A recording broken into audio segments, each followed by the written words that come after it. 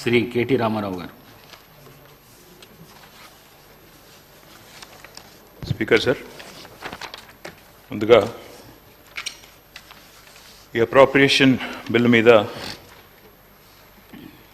ప్రసంగించే అవకాశం ఇచ్చినందుకు మీకు ధన్యవాదాలు అధ్యక్ష. మొదటిసారి అప్రోప్రియేషన్ మీద ప్రతిపక్షంలో మాట్లాడుతున్నాను కాబట్టి దయచేసి తమరు తగినంత సమయం ఇవ్వాలని మిమ్మల్ని మీకు విజ్ఞప్తి చేస్తా ఉన్నాను సార్. అధ్యక్ష, ముందుగా 10 ఏళ్ల తర్వాత తెలంగాణ గురించి ప్రస్తావించే ముందు 10 ఏళ్ల ముందున్న పరిస్థితులు కూడా ఒక్కసారి మననం చేసుకోవాల్సిన బాధ్యత మనందరి మీద ఉంది అధ్యక్ష. 2014 47 గుర్తు చేసుకోమంటే కూడా చేసుకుంటామన్నా.